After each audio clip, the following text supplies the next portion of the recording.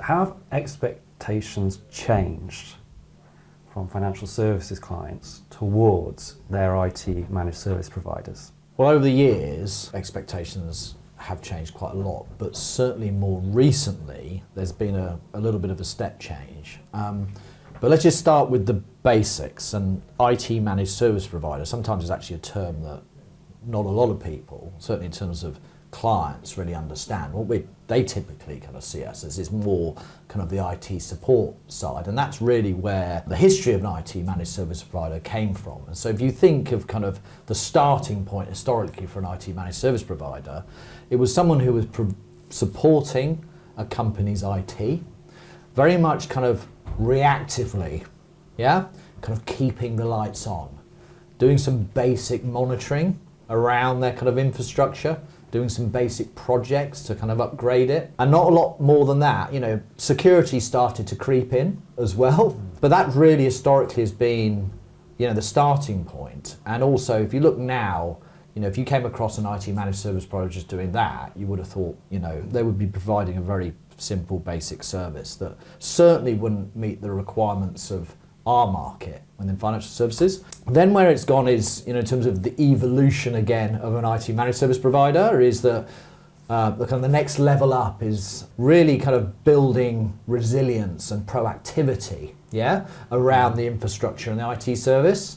Certainly, from a kind of supporting the end users, it goes from that reactive to the proactive model where, you're looking more at kind of patterns in the data, you're identifying problems before they happen, you're getting to the root cause. And then the security stuff gets interesting. This is where you start hiring security people, and actually security professionals start joining the IT managed service provider. So that's kind of like, the second level, and that's where most IT managed service providers are. And also there's about an amount of industry specialism and experience that starts to creep in there. If you then go up to the kind of the top level, and this is what we really see in our industry, this is where you have, everything in terms of the proactivity, but also the kind of the technology has really been architected and defined to a standard, and it's continually evolved.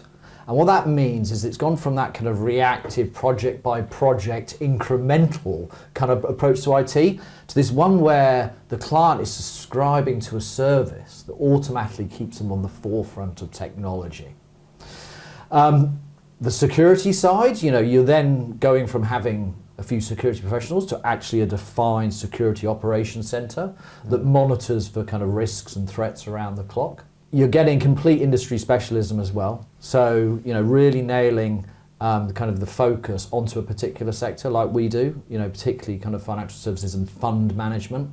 But then this is the kind of the interesting part, and this is where, going back to your asking around expectations, and where they've changed, it's around kind of becoming that trusted advisor and getting involved in broader business-related IT transformation projects. So the managed service provider is no longer seen as the one who's really just keeping the infrastructure going and upgrading it, but is now engaging with the business directly in an advisory role and doing some really exciting, interesting projects. Can you give us an example of an engagement between a customer and an MSP then in that model? Yeah, absolutely. So no surprise, I'm going to talk about AI, because what's happened is suddenly all MSPs are now equipped with the ability to deploy AI to their clients.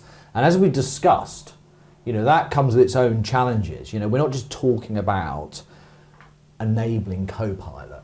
We're talking about how can those businesses deploy AI around a specific business problem? And that requires the MSP to transcend out of this IT-focused role into a business-focused role.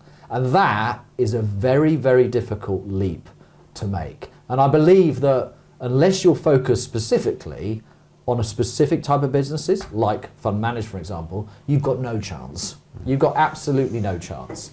Even in our world, when we do that, there's still challenges bridging that gap. But these are the managed service providers of the future. They've sort of left the infrastructure behind. They've gone up the stack, and now they're talking directly to the business. And what we see, which has been really interesting, is our stakeholders historically within our clients have been the COO. the chief operating officer. And suddenly, because of AI, we're having interactions with the chief investment officer and the front office and the business. So that's where the expectations now have changed. And it's really the challenge for managed service providers really to really take advantage of that, and really focus on that. That's the future.